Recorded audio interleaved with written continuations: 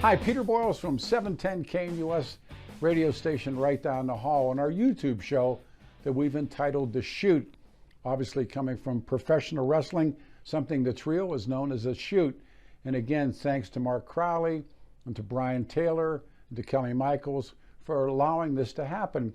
And this is somewhat of a rare shoot because our guest has been with us once before, and his name is Doug Chamberlain, and he was under Captain Doug Chamberlain in the Marine Corps during Vietnam, and did this remarkable book entitled Don't Rock the Boat. This is an order, bury him. Well, I really connected to his outlook on life and everything that's happened, certainly before and afterward. And I see it repetitiously, watched it with Bush and Cheney, and now I think we're pulling up on something again. And I cleared this with Doug before we started. There was a book I finished about, 6-8 months ago, and it was how Dwight Eisenhower comes to terms with writing what people sometimes call his farewell address. Other people call it his military-industrial complex speech. And I've whittled that down to calling it the war machine. And I asked Captain, I said, are you comfortable with that? Thanks for coming back on the show. Well, thanks for having me, Peter. Yeah, man. I mean, I think we did Stefan for the second time. Not many times, or there have been people that have been not smart enough to stay away. But we've become friends, and I have so much respect. You're comfortable with the term war machine? Sure, absolutely. Okay, why? Well, I guess I would look at it from two sides, Peter. Number one, I think the military in our country needs to be prepared for whatever situations may arise as they arrive at that information, as far as the CIA and all the other intelligence gathering institutions we have. However, the other side of that coin is it seems like if you look back through history that it's been almost a regular scenario where we end up getting involved in a conflict as a country to test weapons, quite frankly. I think, in my opinion, that's exactly what the Vietnam War was. And you can look through the different armaments that we had and how they were changed and developed during that long extended period. And I hear now about some of these armaments that they're giving to the Ukrainians. Absolutely. Those were developed in the Vietnam era. Sure. And again, they have no place, the machine has nowhere to replenish itself. So they're now in Ukraine. I mean, I firmly believe that. Yeah. And I think, as I said, I guess you can look at it two different ways. The drones, we had drones in Vietnam, but it was a different kind of drone. It was an airborne, shaped more like a missile, but could fly slower, and it collected photographic data. But that was the very beginning of where we are in drones now. They weren't used for anti-personnel reasons or anything. They didn't have that capability, but they were for intelligence gathering. Tell the story, if you could, beginning to end, and then this horrible moment, bury him. If you don't mind, Doug, if you would, please. Well, in that conflict, and I'm going to go back to the Tet Offensive in 1968. There isn't any doubt in my mind, not just because I was in the military there, but there wasn't any doubt in my mind that we won the Tet Offensive, the Battle of the Tet Offensive. But of course, the telecommunications people in this country said otherwise. And then the next thing that became obvious was that in our area, in the Da Nang, greater Da Nang area, the North Vietnamese and Viet Cong who had attacked the Da Nang Air Base and all the installations in that area withdrew to the southwest after, they really believed they were going to overrun all that. But the tactical decision, in my opinion, it was a horrible mistake, because we didn't pursue them. It was the same thing that Lincoln was upset about at the Battle of Gettysburg. They didn't pursue Lee, but that's, of course, another era. So as they withdrew, they withdrew back to an area called Happy Valley, just because of the geological formation in that area, and then an island called Gonoi Island, which later turned out it was supposed to be secured by the South Koreans, never had been, and it turned out that they moved back there and then reorganized and became much stronger. But in that time frame, I'm not sure what our purpose was to be out there, because we would make contact with them. We knew they had withdrawn to the southwest, but nothing was ever really done. And of course, there was a large special forces camp to the west of that area. There were about 1,500 Marines and Army and Navy personnel in that special forces camp. And why they meaning our military leaders, why they allowed those people to go back, withdraw, and build up and be between us in the Da Nang area and that special forces camp, I don't know. Because when we started Operation Allabrook on May 4th of 1968, that's when the attack was launched against the special forces camp, and they overran it, they being the North Vietnamese and the Viet Cong. So that was the scenario of what we were talking about. But in this time frame between when they withdrew and we were like the Israelis wandering around in the wilderness,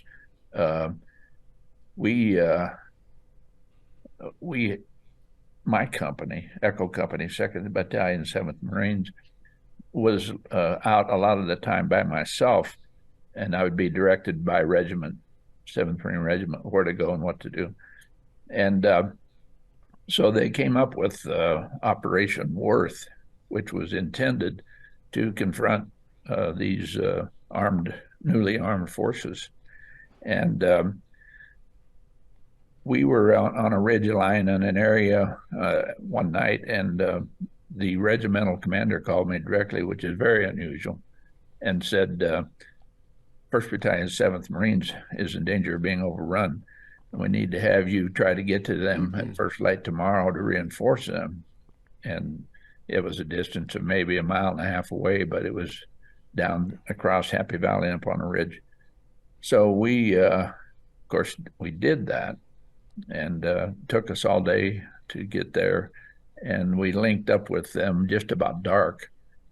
And I asked a colonel of 1-7, I think he's a man named Colonel Fagan, what he wanted us to do, because we hadn't had any contact all day other than with the sun.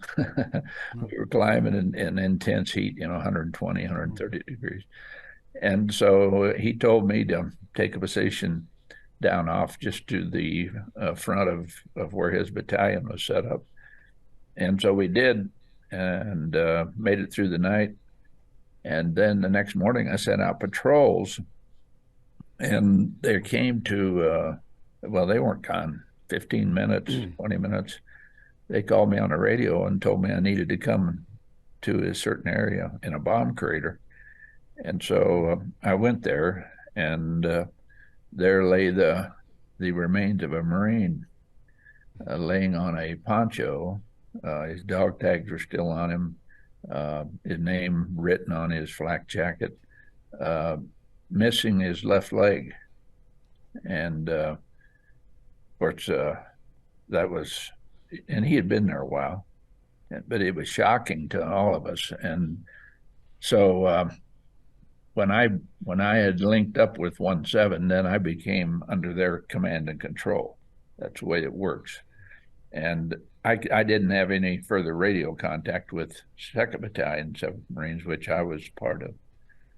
So when I saw that, I called on the radio and back to 17, whoever I was talking to, and said that I told him we had found the remains of a Marine. I gave him the service number off his dog tags, and I requested a helicopter to take the remains to the morgue in Da Nang, which was a standard procedure.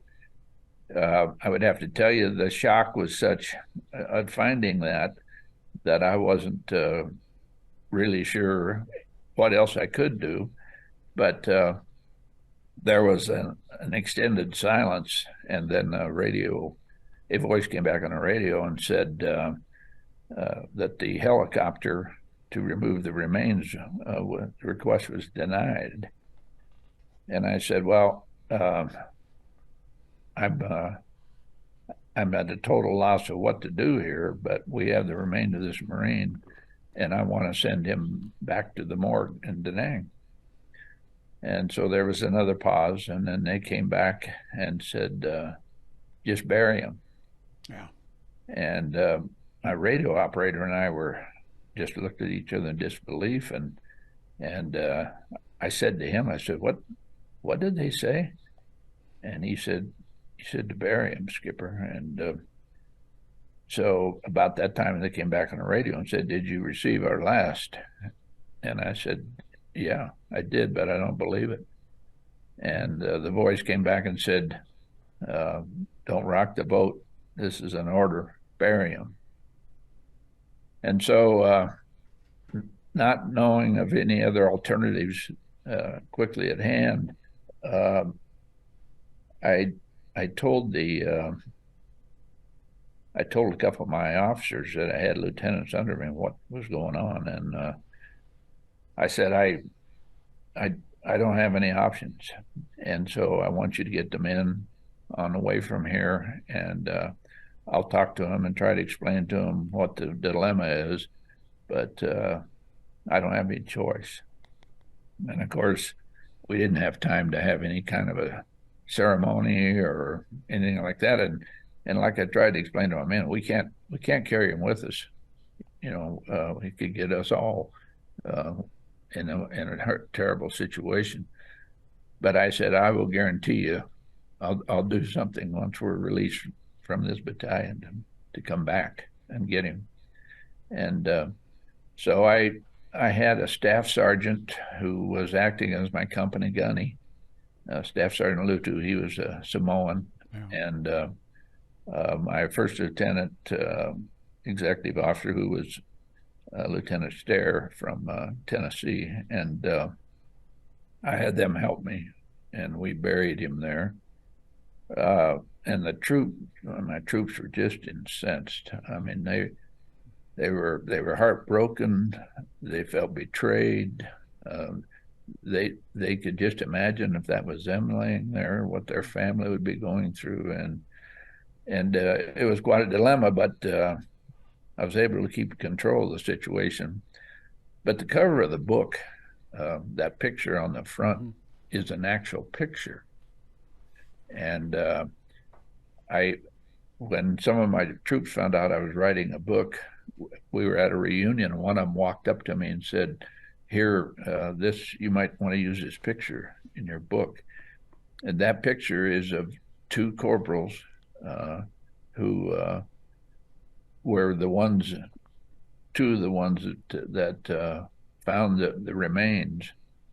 And they knew that, where I buried him, I didn't mark the grave because I was afraid that the North Vietnamese and Viet Cong would see it and make a political statement out of it for Jane Fonda or someone.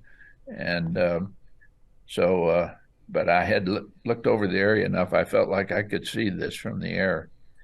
But those two corporals were putting a little cross in the ground around the grave. That's what that picture is. And And when we left that area the next morning, there were a set of prayer beads also hanging on that little cross as we walked by it. And it's while it may not seem like much to some people, and there are people who say, "Oh, well, that's part of war," it isn't for us, and it wasn't for me. It was a betrayal of the very sacred belief that we were serving our country and our remains would be sent home that we were promised that as we Captain, was that people talk, historians talk about a moment in time or an epoch or the light goes on, or give it, numbers of moments. Looking back, was that a moment for you that begins to sway you or change you? Well, trying to think back, I thought a lot of things went through my mind, but I think what it probably did for me as a kid, grew up out in the country in Wyoming, where you have neighbors and everybody helps everybody, and you all try to work to survive together. I think all of that flashed in front of my eyes, and I realized that everybody is expendable in a war, and that this decision was being made for some reason to violate the protocol and the promise that we had been given. Did you ever know whose voice it was that told you bury him?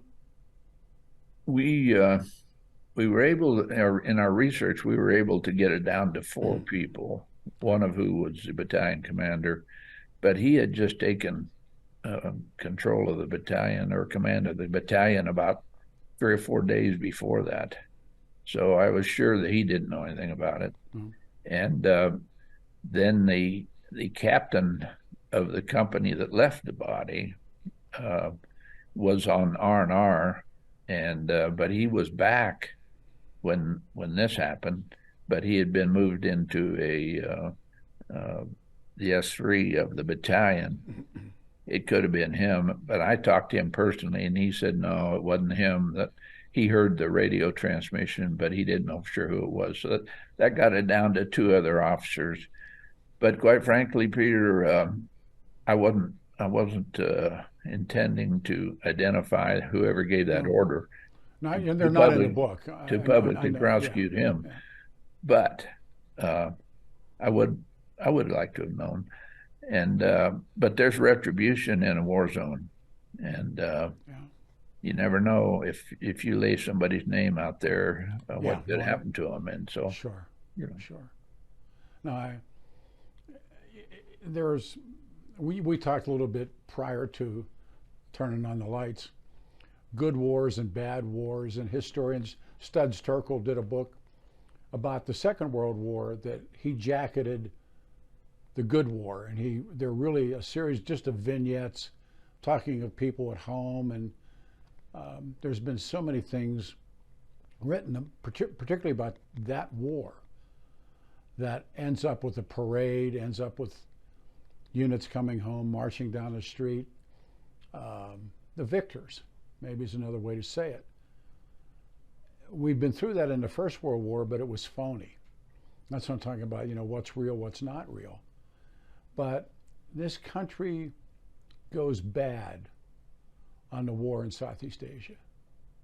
And what do you think predicated that? Because obviously the moment comes, or the time comes, when the war at home, as it's called, becomes no longer popular. And stories like this are part and parcel of different things. But you're right. I mean, you're absolutely right. Somebody would have gotten their hands on it. But internally, something goes wrong, or things go wrong. Can you go back there and talk to that? Well, the most discouraging thing, and you can relate it to today and what we're seeing at the national scene, in the case of politicians, usually truth is usually the first casualty. Always. And And in this particular case, obviously this young Marine had been carried there by someone, and his left leg was missing. And what our investigation has shown that when and let me clarify one thing right now. There are reasons sometimes when you have to leave remains behind until you can recover them. I mean, I can't adequately describe to you, nor do I want to, what goes on in combat situations, but those things do happen.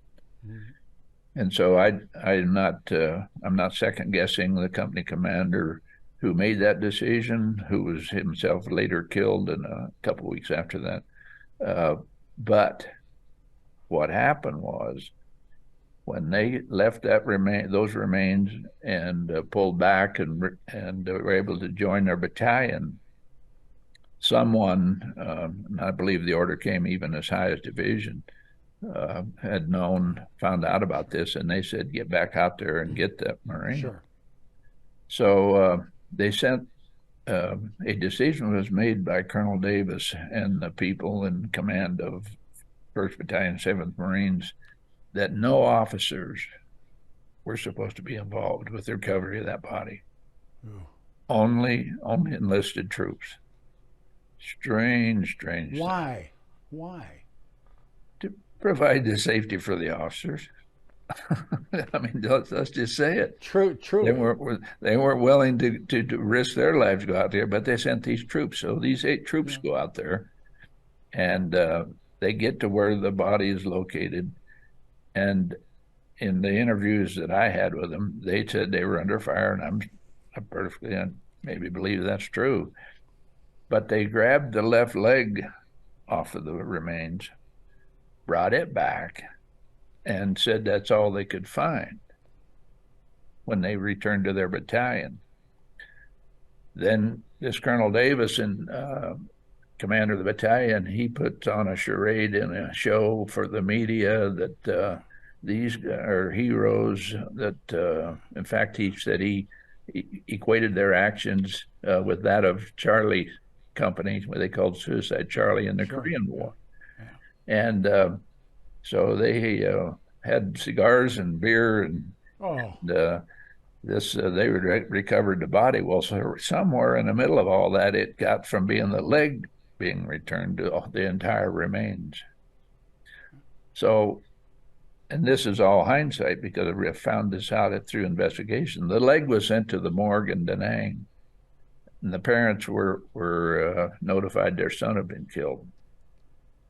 And but this leg must not have been identified because it sat there in the morgue. Well, a couple of weeks later, the parents hadn't received the remains.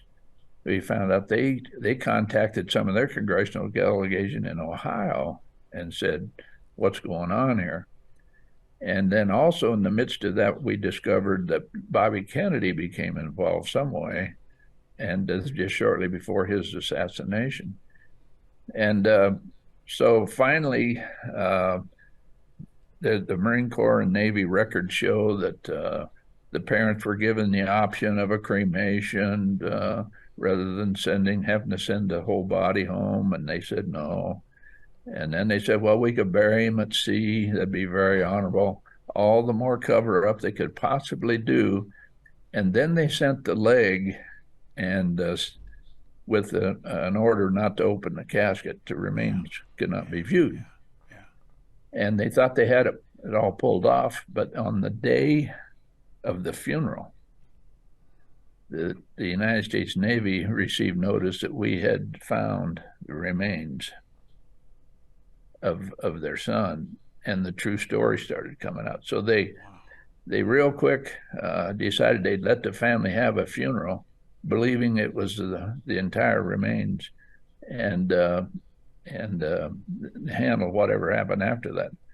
So they did, and the family had a funeral and buried what by then they had said there may be some more remains, I guess, as I recall. They told them just before the funeral.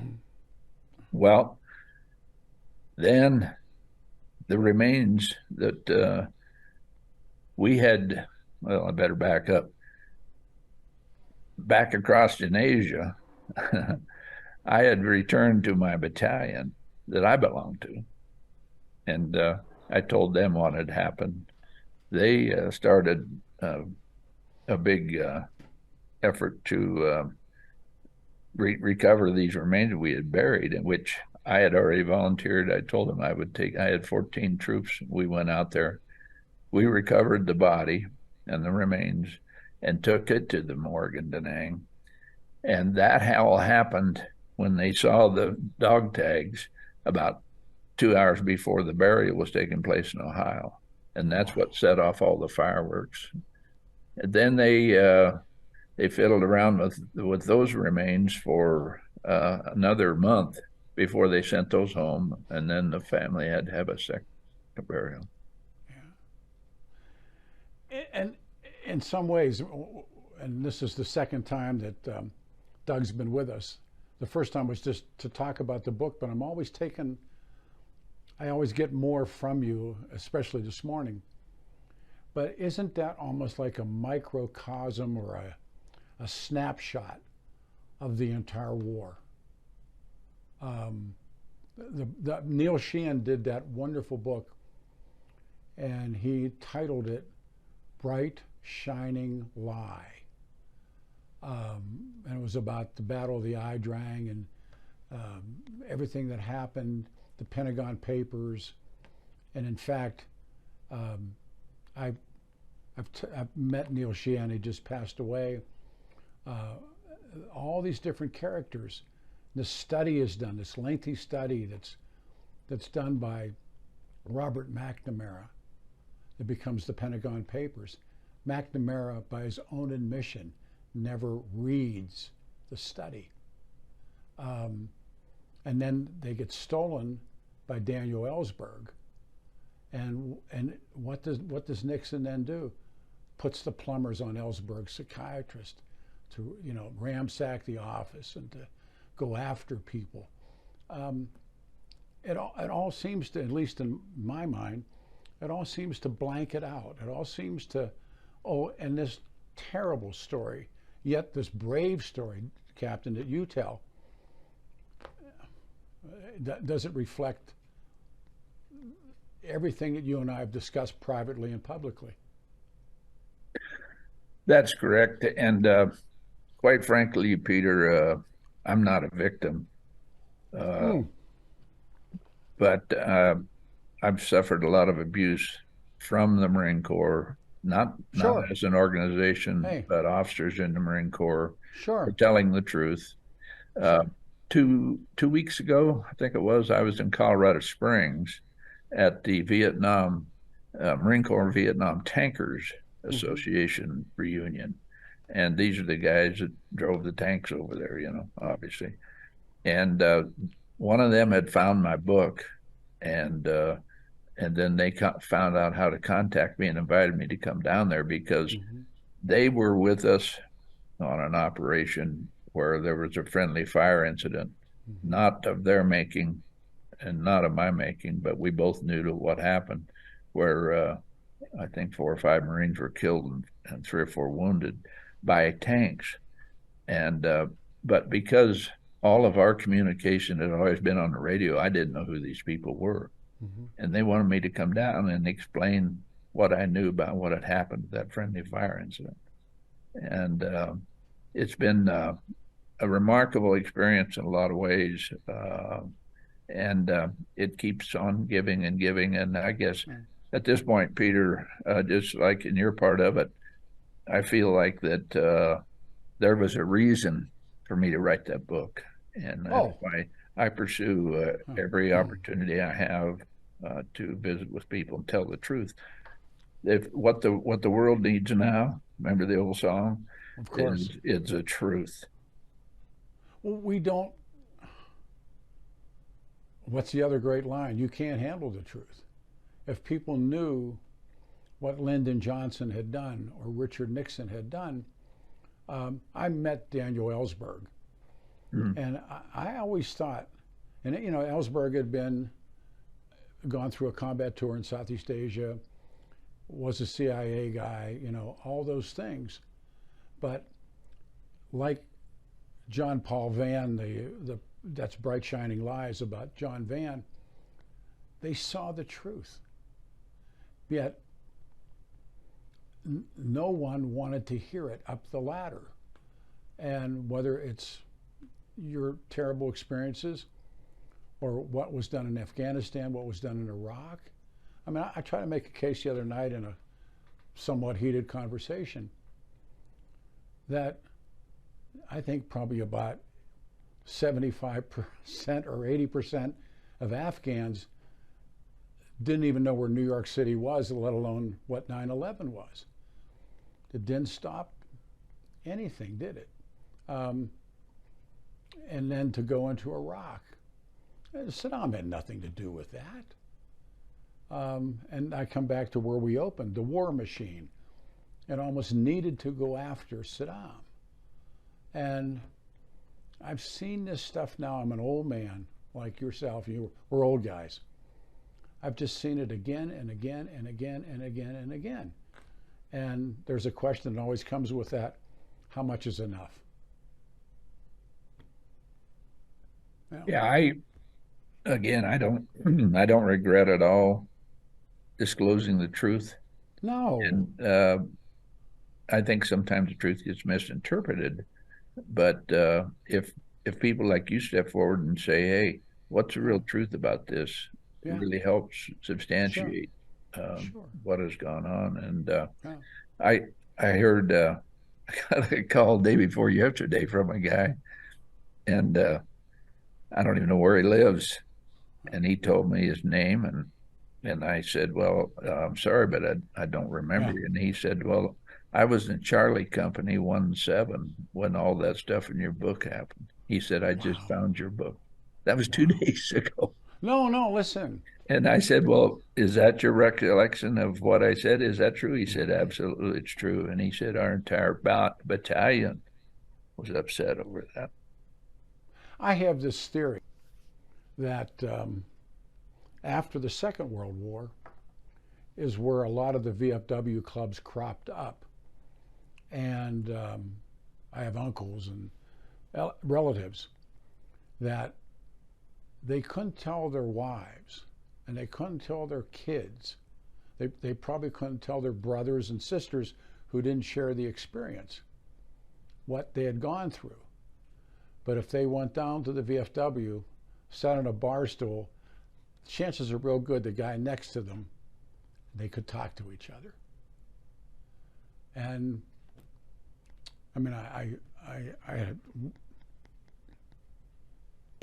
these uncles that would, until they had, and some of them, never talked, and some of them, but when they were together and they were down 6 beers, I would sit as a little kid and I'd listen to the stories. They weren't going to tell those stories anyplace else.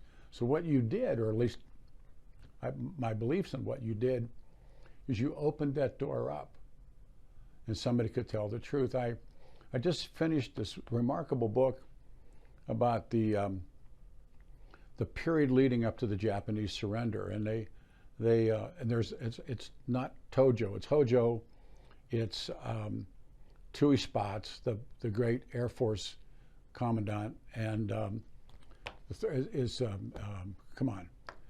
Secretary of State that transitions into Truman.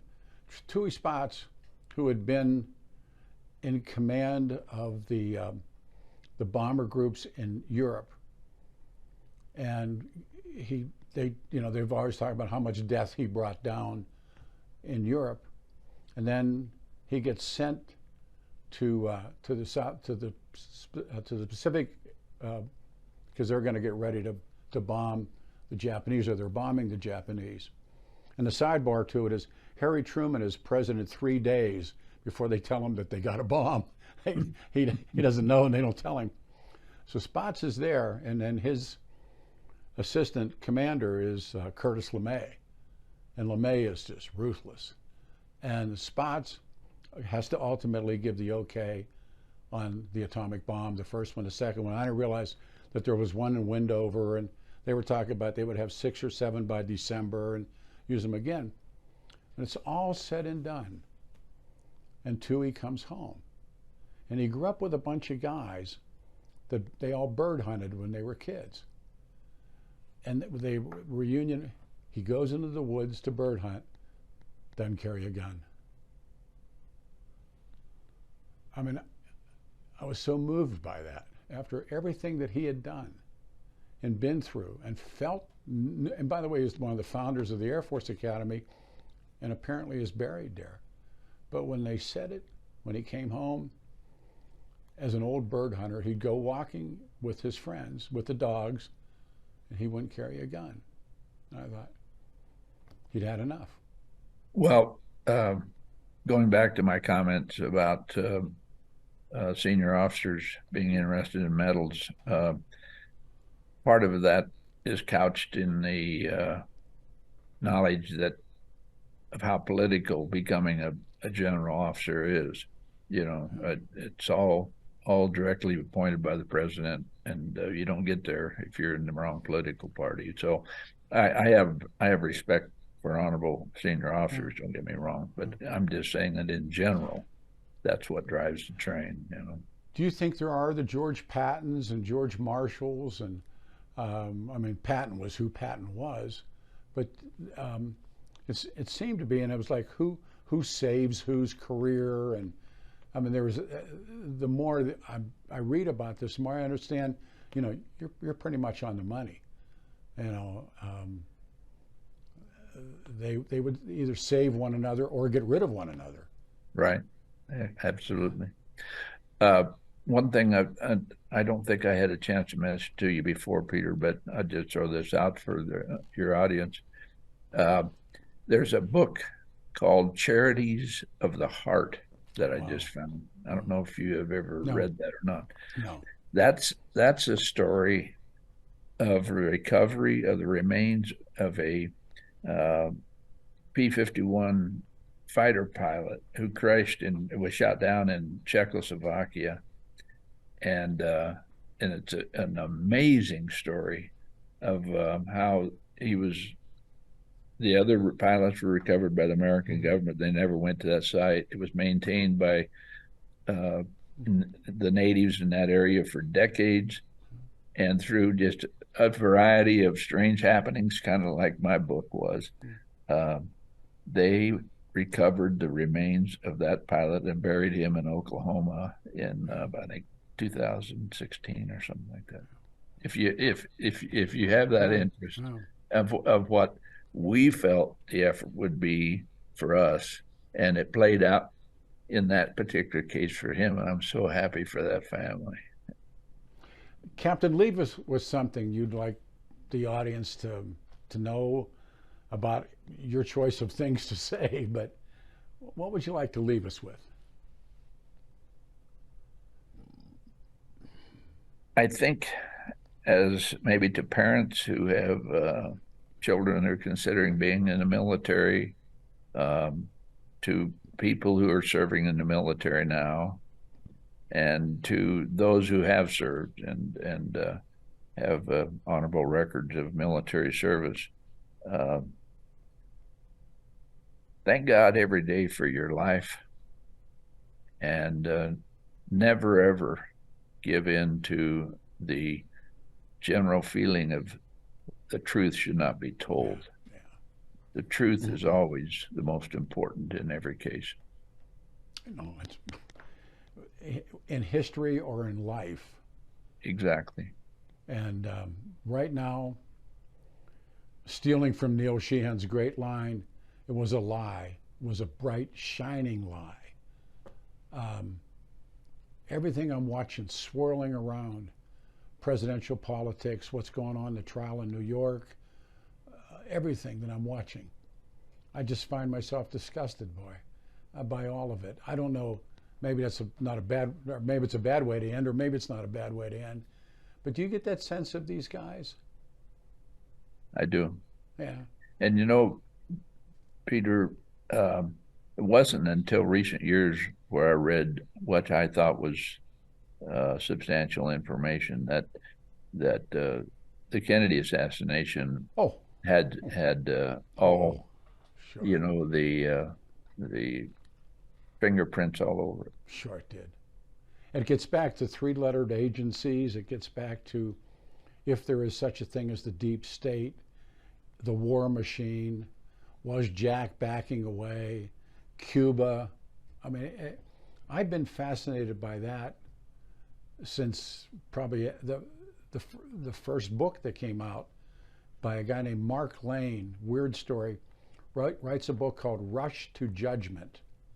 And I read it thousands of years later doing a radio show, and I see that we could get Mark Lane, but now he's been doing investigative work on Jonestown. What happened to Jim Jones? He came into the studio at KWBZ where we all learned, we think we learned how to do this.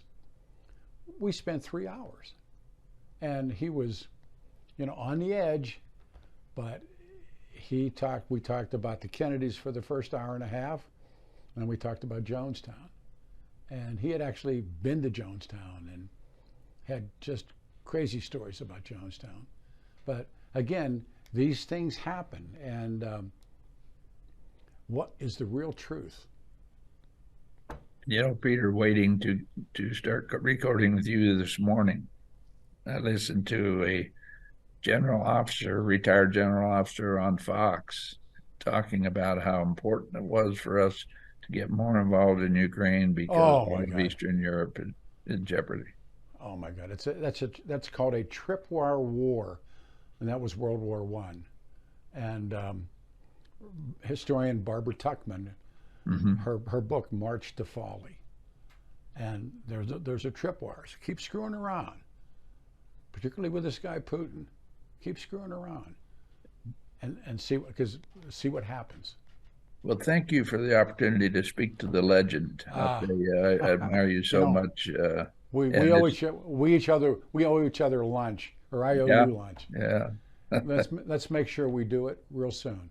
All right. I'll hold the book up as we get out of here. It's emotional. Get ready to read it. It's powerful, but this is a one of a kind. Captain, I'll see you ASAP. Take care of yourself, sir. Thank you. Good luck to you, Peter. Thank you, sir.